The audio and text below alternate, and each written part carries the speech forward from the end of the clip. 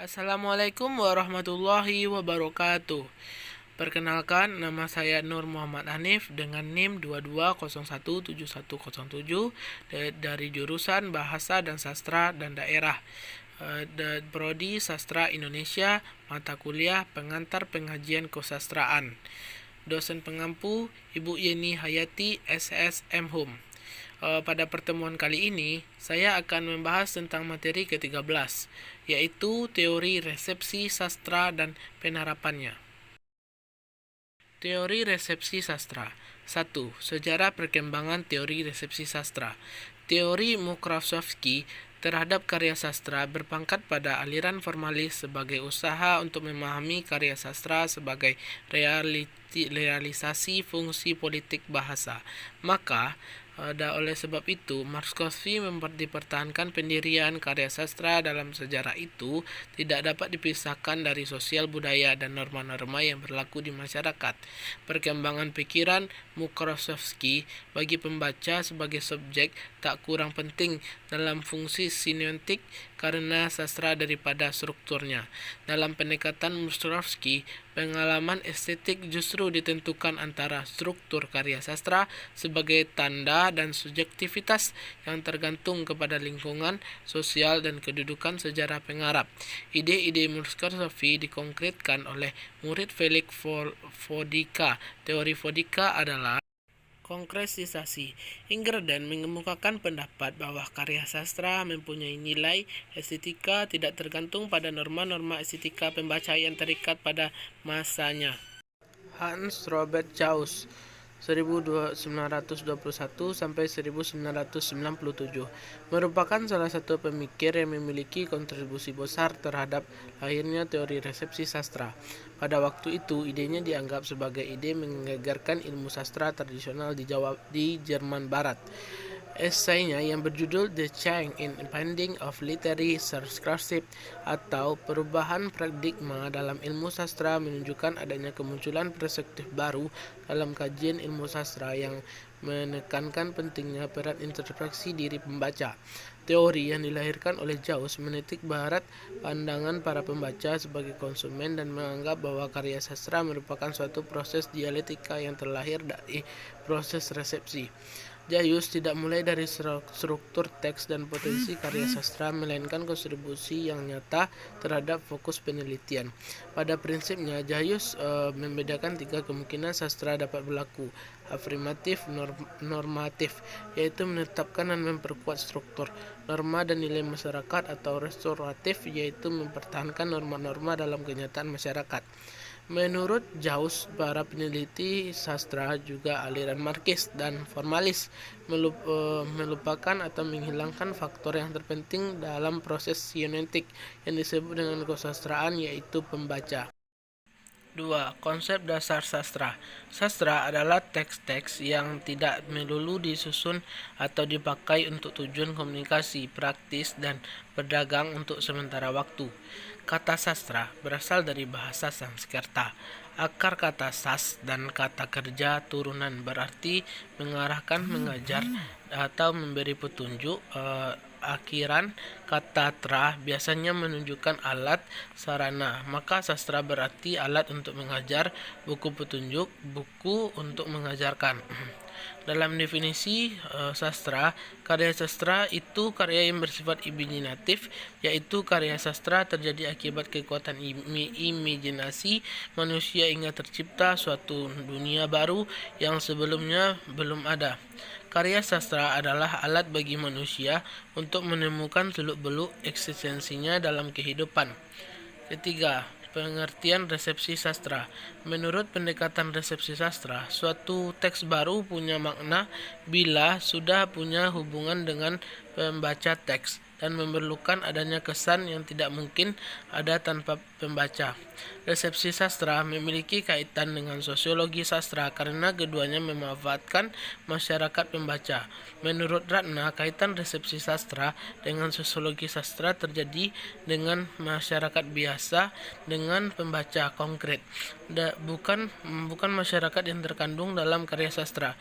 Kritik sastra memiliki peran peran besar dalam perkembangan teori sastra, dan salah satu teori tersebut adalah resepsi sastra. Resepsi sastra merupakan aliran sastra yang meneliti teks sastra dengan mempertimbangkan pembaca selaku pemberi sambutan atau tanggapan. Resepsi berasal dari bahasa Latin yaitu resipare, yang diartikan sebagai penerima atau penyambutan pembaca. Dalam arti luas, resepsi diartikan sebagai pengolahan teks, cara-cara pemberian makna terhadap karya sehingga dapat memberikan respon. Menurut Pradopo, dimaksud resepsi adalah ilmu keindahan yang didasarkan pada tanggapan-tanggapan pembaca terhadap karya sastra. Theo menegaskan bahwa resepsi termasuk dalam orientasi pragmatif. Metode resepsi ini diteliti tanggapan-tanggapan setiap periode, yaitu tanggapan sebuah karya sastra oleh pembaca. Menurut Pradopo mengemukakan bahwa penelitian resepsi dapat dilakukan dengan dua cara, yaitu secara sinkronis dan diakronis. Penelitian sinkronis merupakan penelitian resepsi terhadap sebuah teks sastra dalam satu periode. Sedangkan penelitian diakronis merupakan penelitian resepsi terhadap sebuah teks sastra yang menggunakan tanggapan-tanggapan pembaca pada setiap periode. Menurut Ratna, resepsi sinkronis merupakan penelitian resepsi sastra yang berhubungan dengan pembaca sezaman. Dalam hal ini, sekelompok pembaca dalam satu kurun waktu yang sama memberikan tanggapan terhadap karya sastra secara psikologis maupun sosiologis. Menurut Locombrang dan kawan-kawan, membedakan antara resepsi dengan menafsirkan, ciri-ciri penerimaan adalah reaksi baik langsung maupun tidak langsung. Penafsiran bersifat lebih teoritis dan sistematis, oleh karena termasuk bidang kritik sastra. Dalam penelitian resepsi dibedakan menjadi dalam dua bentuk, resepsi secara sinkronis. Resepsi sinkronis, metode pendekatan resepsi sastra mendasarkan diri bahwa karya sastra selalu mendapatkan tanggapan dari satu pembaca. Menurut Jaus, apresiasi pembaca pertama terhadap karya sastra akan dilanjutkan dan diperkarakan melalui tanggapan yang lebih lanjut dari generasi ke generasi. Metode penelitian resepsi dapat dirumuskan dengan 3 pendekatan, yaitu pendekatan resepsi sastra secara eksperimental, penelitian resepsi sastra melalui kritik sastra, penelitian resepsi sastra secara intelektual. Dasar-dasar teori sastra. Pada tahun 1980, Ryan T. Sagers mengembangkan teori resepsi sastra judul Het Lezen van Literatur, sebuah pengantar pendekatan sastra secara baru. Ia merumuskan teori dalam 5 bab, yaitu 1. Prinsip-prinsip resepsi estetika, 2. Perkembangan lebih lanjut di dalam resepsi estetika, yang ketiga konsistensi pendapat sastra resepsi estetika, yang keempat penjelasan penelitian resepsi estetika, yang kelima masa depan resepsi estetika. Pradopo mengemukakan bahwa karya sastra ada tempat-tempat terbuka yang mengharuskan para pembaca mengisinya. 5. Teori resepsi sastra Jawa. Menurut Jansen, pembaca yang menilai dan menikmati, menafsirkan, dan memahami karya sastra, pengalaman pembaca mengidentifikasi bahwa teks sastra menawarkan efek yang bermacam-macam kepada pembaca, yang bermacam-macam pula dari sisi pengalaman pada setiap periode atau zaman pembacanya. Teori sastra respon pembaca sering juga dikenal dengan istilah teori resepsi sastra. Teori ini memusatkan perhatian pada hubungan antar teks sastra dan pembaca. Teori ini juga menjadi landasan adalah kritik respon pembaca. Kritik ini menganggap bahwa yang berbeda repotea atau gadang bacaan seorang subjek melihat dan sejauh mana kadar repotea pembaca dalam memahami teks karya sastra tersebut. Menurut Jauss, yang menjadi perhatian utama dalam teori resepsi adalah pembaca karya sastra di antara jalinan segitiga pengarang karya sastra dan masyarakat pembaca. Menurut Horizon harapan adalah harapan pembaca karya sastra sebelum membacanya. Teori resepsi sastra Isar. Yang keenam, Wolfgang Isar adalah salah satu pakar ilmu sastra berkebangsaan Jerman yang terkenal dengan teori respon pembaca. Kritik Esser terhadap sastra selama ini yang pusat perhatian sastra adalah maksud penulis, makna sosial, psikologi, kontemporisme, pengertian historis teks. Namun, jarang terjadi kritik menyatakan bahwa teks hanya dapat memberikan arti ketika itu teks dibaca. Adapun bentuk interpretasi tradisional yang didasarkan pada pencarian makna tunggal oleh pembaca cenderung mengembalikan karakter sebagai sesuatu kejadian yang pengalaman pembaca. 7. Teori resepsi pada karya sastra Jawa. Resepsi sastra Jawa yang telah berlangsung sejak abad 10, 11, 12, dan 14, zaman Kartasuara, Surakarta awal dan seterusnya, karena analisis sastra secara respektif. Teori resepsi estetika telah diperkenalkan di Jerman Barat pada tahun 60-an oleh Roman Jakobson di dalam artikel Linguistic and Poetics. Resepsi sastra telah terjadi sejak awal pertumbuhan sastra Jawa kuno pada awal abad ke-10. Perbedaan akhir cerita Ramayana Sanskerta dan Ramayana kuno ini hasil resepsi punjangga penulis Ramayana Jawa kuno yang lazim disebut kakawin Ramayana terhadap Ramayana. Resepsi selanjutnya terjadi pada abad ke-11 ketika Empu Kanwa menulis Anjunawiwaha untuk dipersembahkan kepada Raja Adelangga. Dasar fakta kedua cakrawala harapan dibangun pembaca menurut konstitusi Jauss adalah relasi implisit dengan teks bacaan yang telah dikenal dengan periode sejarah sastra yang sama. Aspek dan resepsi pembaca. Satu, pengertian resepsi pembaca. Secara etimologi, istilah resepsi berasal dari kata yang diartikan sebagai penerimaan atau tanggapan pembaca.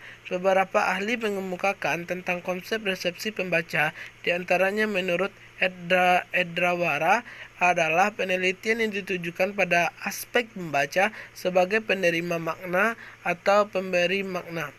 Kedua, aspek dan jenis resepsi pembaca.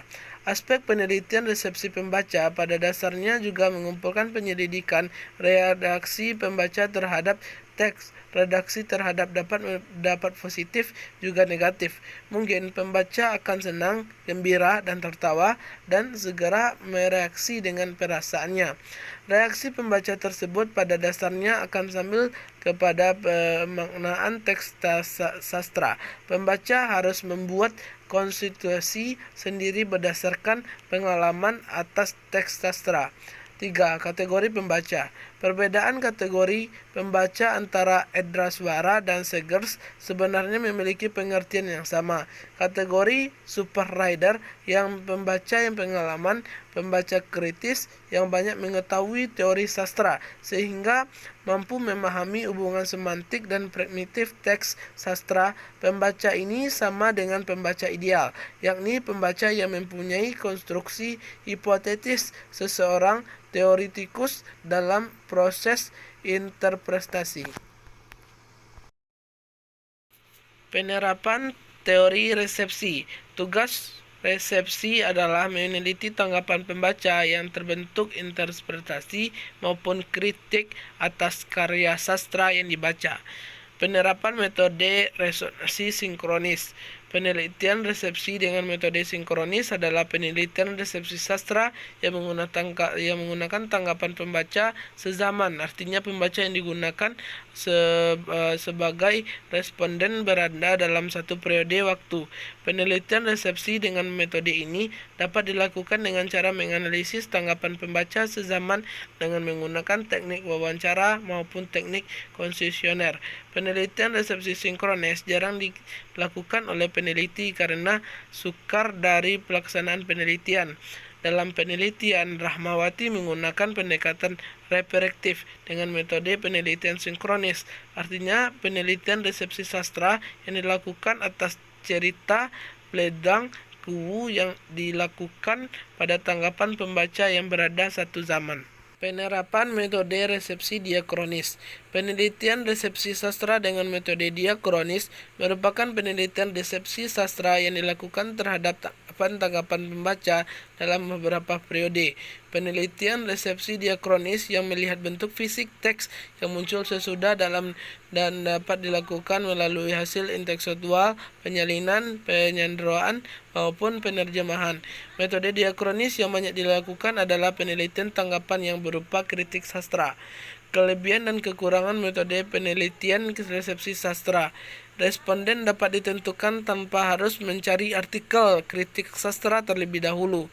Penelitian resepsi sinkronis dapat dilakukan dengan secara langsung tanpa menunggu kemunculan kritik atau ulasan mengenai karya sastra. Dapat dilakukan pada karya sastra populer. Kelemahan penelitian resepsi diakronis akan dirasakan oleh para peneliti pemula. Umumnya peneliti pemula akan mengalami kesulitan dalam menemukan karya sastra yang dijadikan objek penelitian.